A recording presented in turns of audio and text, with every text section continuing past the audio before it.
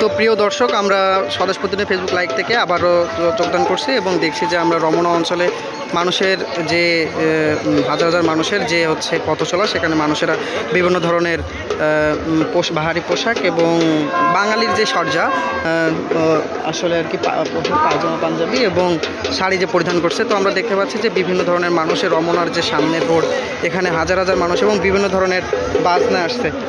তো ভাই, আপনাকে রমনার সম্পর্কে যে আজকে আসলেন, বাংলা বছরের প্রথম দিন স্বৈরাচার পতনের পরে যে আমরা প্রথম বাংলা নববর্ষ পাচ্ছি, এই অনুসারে আপনার মতামত কি? সবকিছু নতুন বাংলাদেশে একটু জোরে সবকিছু নতুন বাংলাদেশে আমরা এই নববর্ষ উদযাপন করতেছি। সবাইকে এই নববর্ষের শুভেচ্ছা, 1432-এর শুভেচ্ছা গোটা দেশবাসীকে জানাচ্ছি।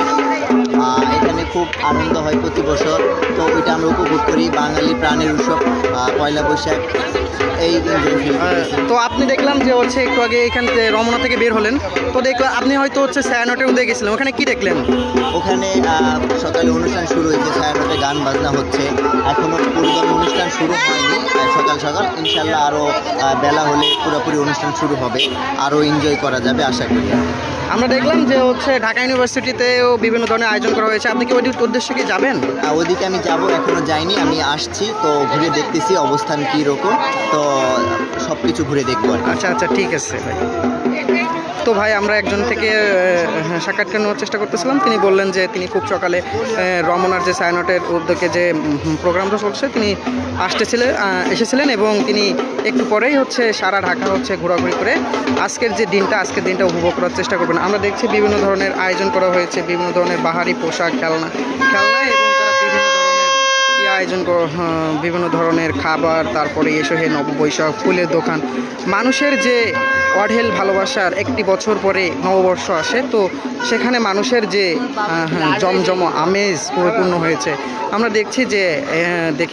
দেখেছি যে শাহবাগ অঞ্চল থেকে যে মৎস্যভূম পর্যন্ত এই এলাকাটা আজকে গাড়ি প্রবেশ নিষেধ করা হয়েছে এবং সেখানে ব্যারিকেড দেওয়া হয়েছে। এখানে কোনো প্রকার যানবাহন চলাচল করবে না। এখানে আজকে যে রমনা অঞ্চলে ছায়ানটের উদ্যোগে দিনব্যাপী যে আয়োজন করা হয়েছে, আমরা দেখছি যে বিভিন্ন ধরনের মানুষের তারা বিভিন্ন ধরনের ছবি নিচ্ছে, তারা তাদের আজ ভালোবাসা, তাদের আজ যত প্রকার আনন্দের আমেজ ঢেলে দিয়ে তারা আজকে নতুন বর্ষবরণকে স্বাগত জানাচ্ছে। এছাড়াও আমরা দেখছি যে মানুষ দলে দলে যোগদান করছে, কেউ তার প্রিয় সঙ্গীকে নিয়ে, কেউ তার ছোট্ট ছেলে মেয়েকে নিয়ে, কেউ তার আপনজনকে নিয়ে, সবাই রমনার বটমূলের উদ্দেশ্যে যাওয়ার চেষ্টা করছে। আমরা স্বদেশ প্রতিদিনের ফেসবুক লাইভ থেকে আপনাদের সরাসরি দেখানোর চেষ্টা করছি। এছাড়াও আমরা দেখেছি যে আজকে যে হচ্ছে শাহবাগ থেকে রমনা পর্যন্ত যে রোডটা বন্ধ করে দেওয়ায় হয়তো মানুষের বিভিন্ন ধরনের যানজটের সমস্যা হতে পারে, তবু আজকে বিভিন্ন ধরনের বাংলাদেশের অফিস আদালত সব ধরনের কার্যক্রম বন্ধ থাকায় অতটা মানুষের সমস্যা না হতে পারে। তো আমরা দেখছি যে মানুষ বিভিন্ন ধরনের পোশাক পরিধান করে, যেমন বাঙালি পোশাক, পায়জামা পাঞ্জাবি এবং বিশেষ করে শাড়ি পরিধান করে মানুষেরা, মেয়েরা যে শাড়ি পরিধান করে তারা রমনার বটমূলে যাওয়ার চেষ্টা করছে। এবং আমরা এছাড়াও দেখছি যে আজকে পুরো ঢাকা সহ সারা বাংলাদেশে বিভিন্ন ধরনের আয়োজনের প্রোগ্রাম করা হয়েছে। এছাড়াও আমরা দেখছি যে রাস্তায় আজকে হচ্ছে ফুলের দোকান বসানো হয়েছে, রাস্তায় মানে চারি সাইডে যে বাংলার শ্বাস রূপ, আজকে বাংলায় যা শ্বাস রূপ সেটা হচ্ছে ভরে উঠেছে।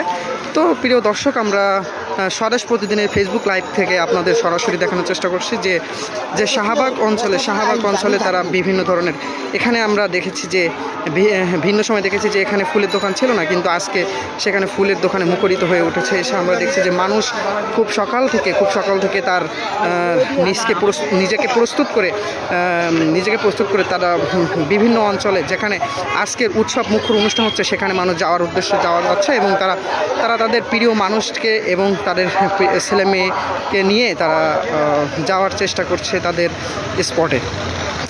তো আমরা দেখছি যে তারা বিভিন্ন ধরনের পোশাকে, আমরা আজকে দেখলাম যে বিভিন্ন ধরনের অতিরিক্ত পুলিশ মোতায়েন করা হয়েছে, র্যাব মোতায়েন করা হয়েছে, বিজিবি মোতায়েন করা হয়েছে, যেন কোনো প্রকার বিশৃঙ্খলা থেকে এড়ানোর জন্য রাষ্ট্র সজাগ রয়েছে। এছাড়াও আমরা দেখেছি যে আজকে রাস্তাঘাটে প্রচুর মানুষ আছে, ঢাকা শহরের রাস্তাঘাটে। তো আমরা স্বদেশ প্রতিদিন ফেসবুক লাইভ থেকে দেখানোর চেষ্টা করতেছিলাম।